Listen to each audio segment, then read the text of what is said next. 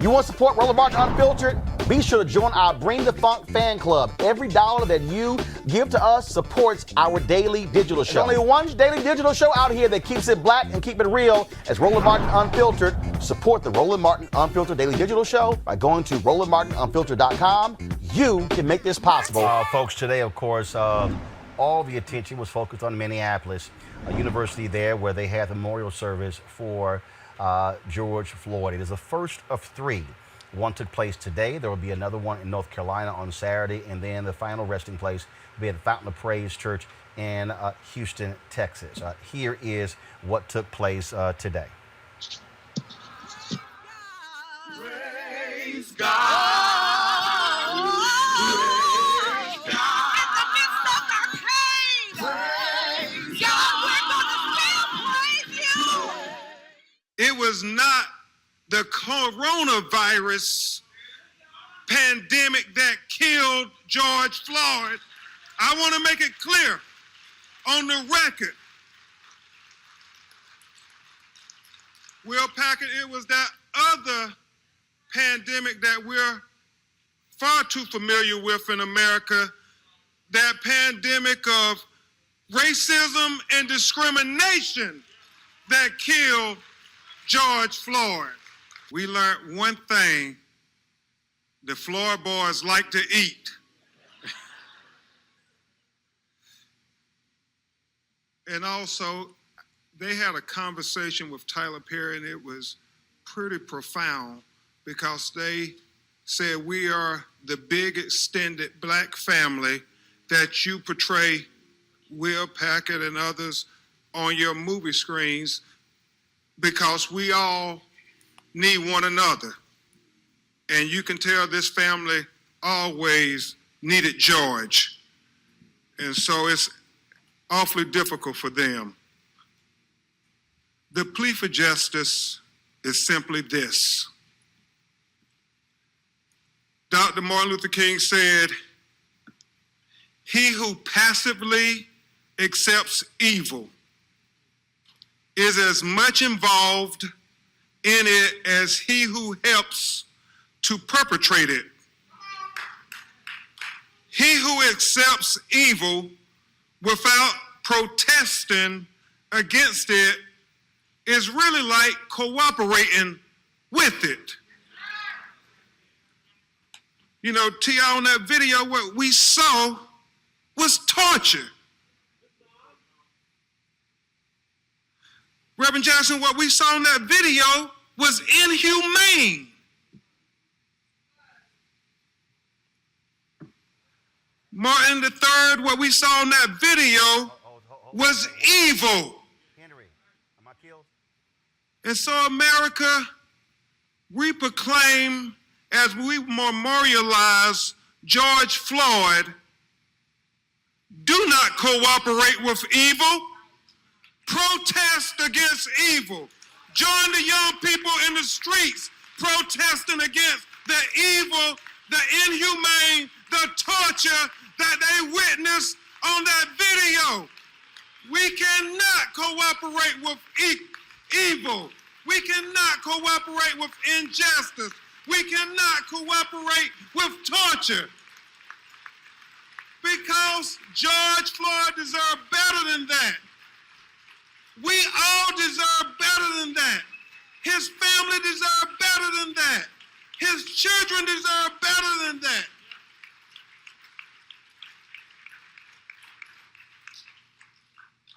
Steve, all George wanted from life is what any of us want. As Thomas Jefferson said in the Declaration of Independence, the unalienable rights endowed by our Creator, Tyrese, to life, liberty, and the pursuit to be happy on this earth. That's all George was asking for, like any and all of us. But he was denied those rights. And we will seek justice in his name. We will all united as a people who are God's children seek justice in his name. But beyond the specific justice, in his case, Chris, the prosecution of the 4 individuals who deprived George of his life, we seek a broader, more transformative justice. Reverend Al, a more just system of policing. Kevin, a more just treatment of people of color. Chris, a more just criminal justice system. In essence, what we are endeavoring to do, Brandon, is what my personal hero, Thurgood Marshall, said. Make the Constitution real for all Americans. You see, Justice Marshall said the basis of the Constitution is simply this, that a black baby born to a black mother, the most uneducated black mother, the most inarticulate black mother, the most impoverished black mother, has the same exact rights as a white baby born to a white mother, the most educated white mother, the most articulate white mother, has the most affluent white mother, just by virtue of that baby drawing its first breath as an American. Now, Justice Marshall said, Reverend Jackson, I know that's not the case in America today, but I challenge anybody to say, Tony, that's not the goal we're fighting for. He said, I challenge anybody to say, that's not what makes America the great beacon of hope and justice for all the world to marvel. So when we fight for the George Floyds of the world, but more importantly, when we fight for the unknown George Floyds of the world, when we fight for the Trayvon Martins of the world, when we fight for the Terrence Crutches of the world, when we fight for the Michael Browns of the world, when we fight for the Alton Sterlings of the world, when we fight for the Philando Castillos of the world, when we fight for the Jamar Clarks of the world, when we fight for the Eric Garners of the world, when we fight for the Sandra Blands of the world, when we fight for the Ahmaud Arbery's of the world, when we fight for the Breonna Taylors of the world, when we fight for the Natasha McKinney's of the world, when we fight for the Stephon Clarks of the world, when we fight for the least of these, what we are really doing is helping America live up to its creed.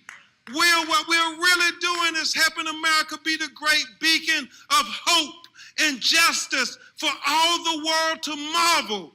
But most importantly, brothers and sisters, what we are doing is helping America be America for all Americans.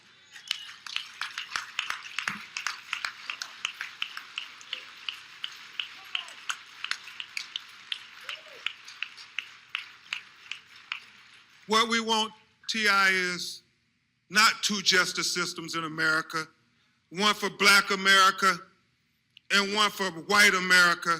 What we endeavor to achieve is equal justice for the United States of America, and George Floyd is the moment that gives us the best opportunity I have seen in a long time of reaching that high idea that this country was founded on.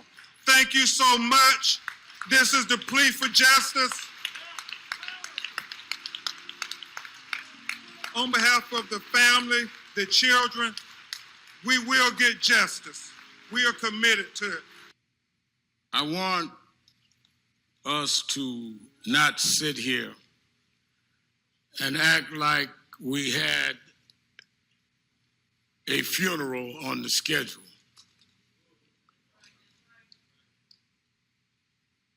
George Floyd should not be among the deceased.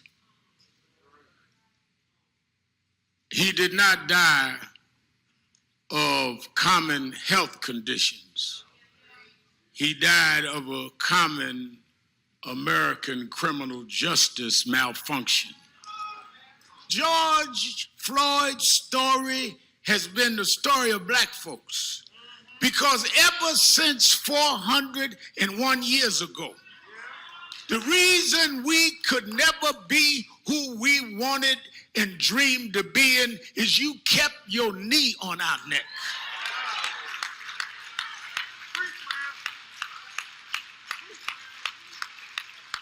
We were smarter than the underfunded schools you put us in, but you had your knee on our neck.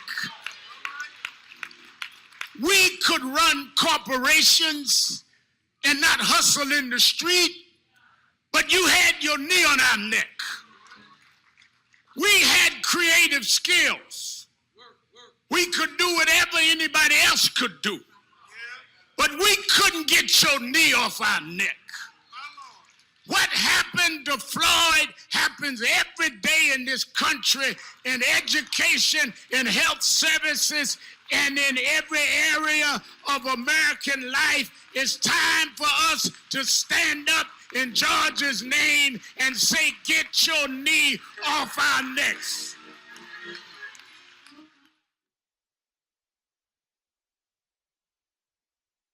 All right, folks. That was, again, the first of three.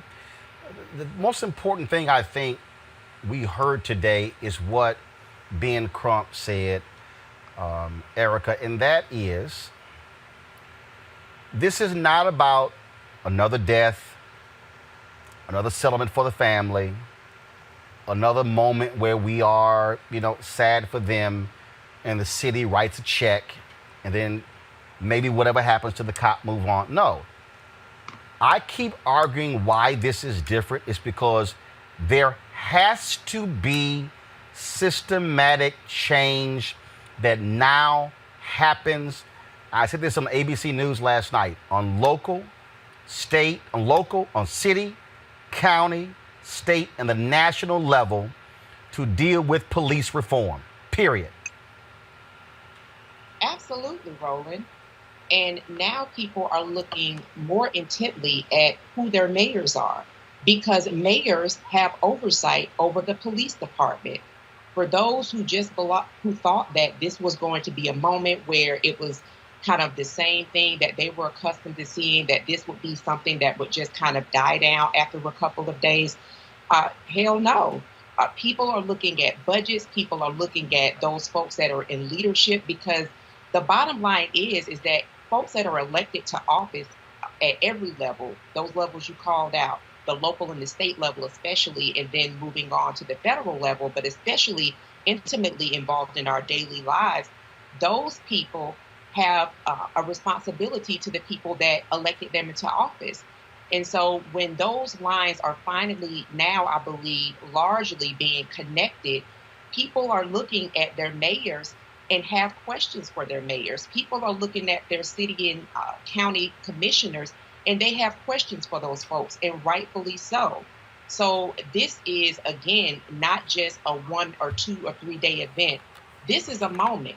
And those people who have not been accountable to the public, those people who have abused their power, those people who are solicitor generals, attorneys generals, those folks that are district attorneys that have not done their due diligence, they have an accounting, and that reckoning is happening today. Brett Carr, again, gathering, mourning, protesting is one thing, but mobilizing and organizing people to do the hard work of going to every city council, every county government, state legislature, and the federal government to put into place changes, laws. That is what has to follow. You take the momentum and the power of what's happening on the streets, and it must be translated into actual change.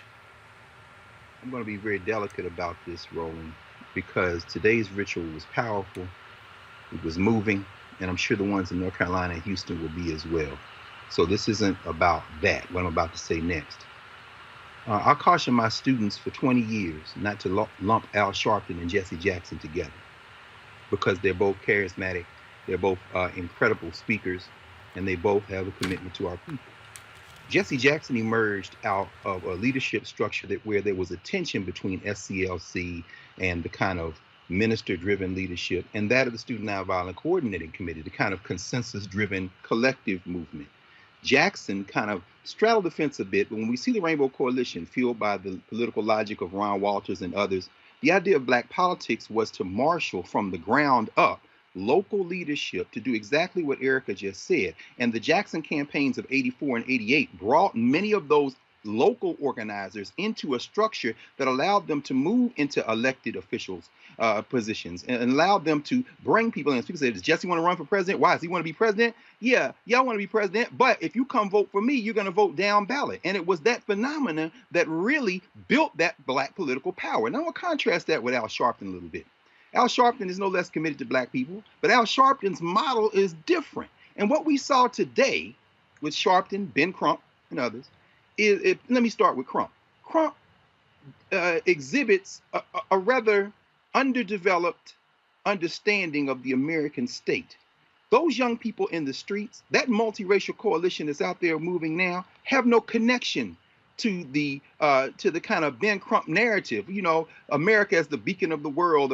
That's a tired, failed paradigm at this point.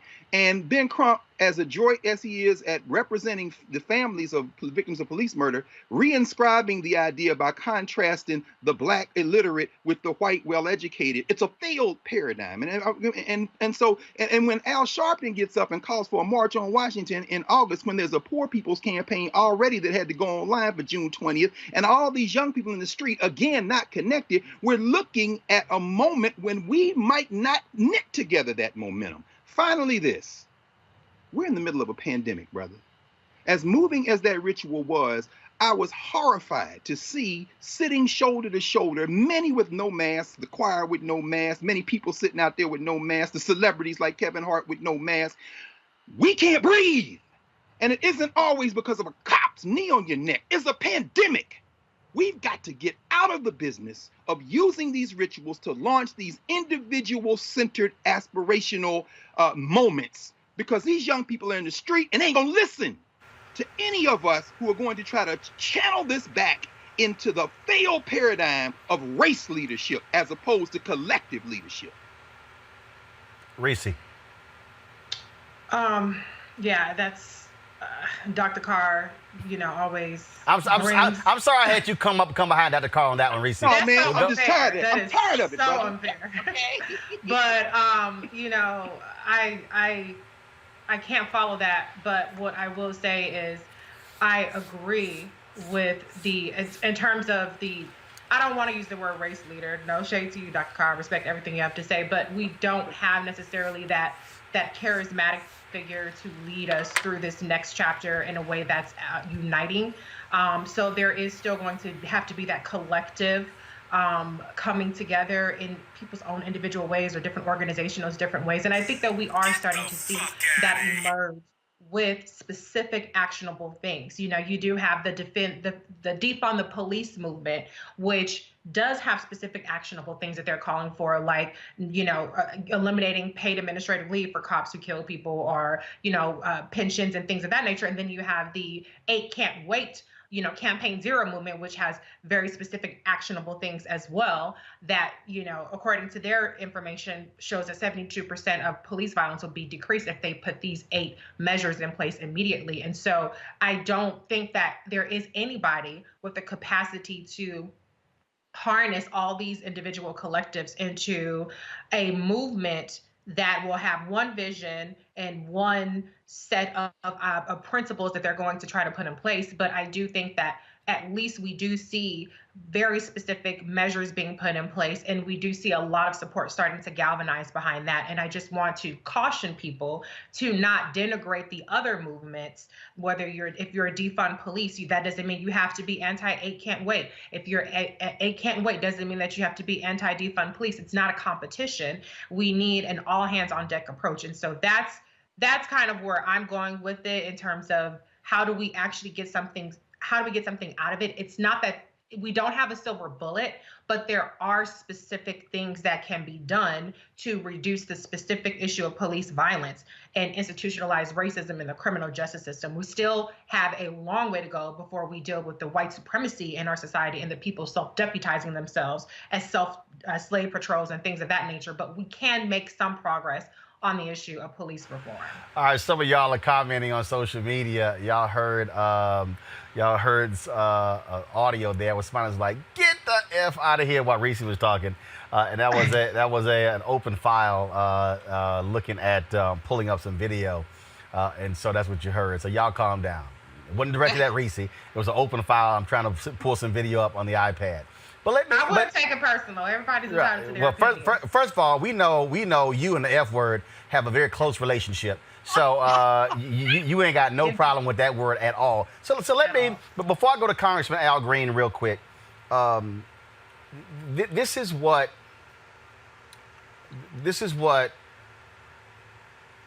I'm looking at, and I think really what Greg was talking about.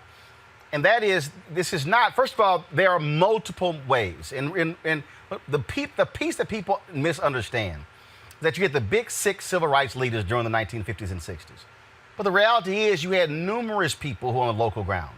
Ella Baker, arguably one of the greatest organizers in American history, always said she believed that it was pew to pulpit and not pulpit to pew. In Barbara Ransby's book, she talked about where she and Dr. King disagreed was that King believed it was pulpit to pew. Pulpit leads pew. But she said, no, pew leads pulpit. The issue, and so for Ella Baker, when she went into places, she connected first with local leaders on the ground to say, okay, who is already doing the work in Birmingham, in Montgomery, in Selma, in Baltimore, in these different places, and how can we assist you? So that was her framework, which I absolutely believe the way it is. But I believe the point that Doc is talking about is also where I stand, and that is this is very simple. There are massive protests happening around the country, which I absolutely fundamentally support. I believe you have to have a show of force. People care. What then happens is what happens the next day. Data collection. Who's here?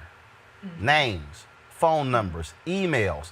Because when it's time to go before the city council, when it's time to go before the school board, when it's time to put the pressure on the state legislature, when it's time to put the pressure on the county government, when it's time to deal with who governs the sheriffs and the constables and the school resource officers and the city police officers, and then also on the state level, then you've got to be able to move people like pieces on a chessboard. And that you have to do that without the benefit of a mass march. Because what people keep forgetting is that the civil rights leaders presented John F. Kennedy with a massive civil rights bill in 1961.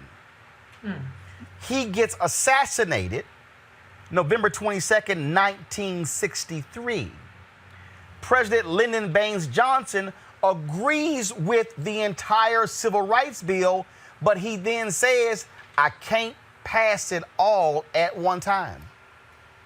So, Civil Rights 64, Public Accommodation, Voting Rights Act in 65, 68 Fair Housing Act. That was a 5-year process. But he understood how you have to get it done. And that was just the federal level. We ain't even talking about state, county, city. So, Greg, really where we are is that those who have infrastructure must now go, okay, what's our plan of action? And to all of y'all who are in Portland, in Seattle, in Minneapolis, in New York City, in Houston, in Huntsville, in Birmingham, all these different places, how are now we going to begin to organize and mobilize all these pieces? So, and I get the connection with the March on Washington anniversary, but Congress is not in session on August 28th. So now it's, okay, how can we now move people to, your point, Reese, Campaign Zero, Bail Project, this, because you got to send people to organizations to now do the work, Greg. Brother, Roland, I appreciate that. And Reese, I'm with you. I mean, we have to have coalition politics. The idea of charismatic leadership has never worked. As Brother Stokely Carmichael, Kwame Ture used to say, if you put Martin Luther King in Montgomery by himself, he will be killed. It was the women washing clothes in them white women's houses that kept staying off the bus that did that. It was E.D. Nixon and the old Brotherhood Sleeping Car Porters Coalition.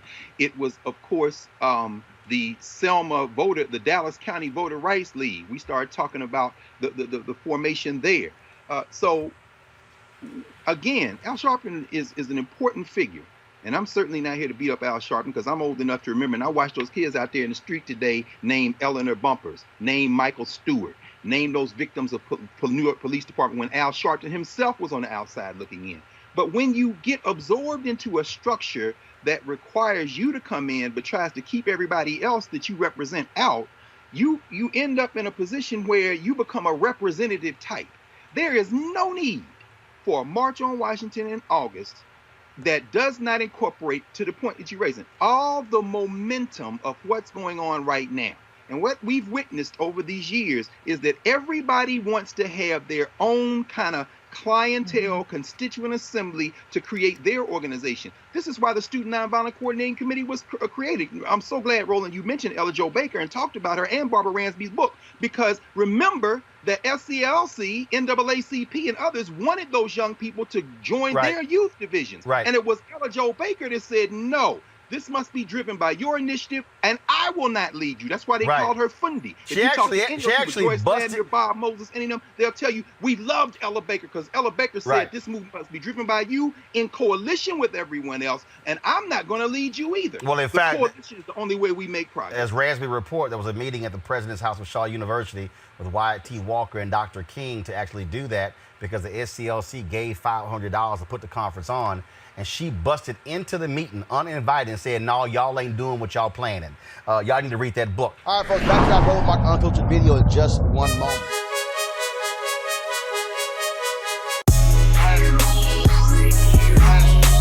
All right, folks, you know we support black-owned companies. The folks at Ceek.com. Sister Mary Spiel, she created, of course, these headphones as well as this virtual reality headset right here. Phenomenal. The headset, of course, 360-degree 4D. It's unbelievable sound. In addition to the VR headset, you see right here, if you, of course, just pop it open, slide your phone right into it. You can look at the content on Ceek.com as well as other 360-degree videos. It's really, really great. All this created by this sister, black-owned, folks. Go to Ceek.com, Ceek.com. Put in this code right here, RMVIP2020, RMVIP2020, and you can actually get that. And so, of course, using that code, part of the proceeds go back to our show. This is what we do. Black businesses, helping black businesses, all been able to grow and thrive together. And so we certainly appreciate partnering with them.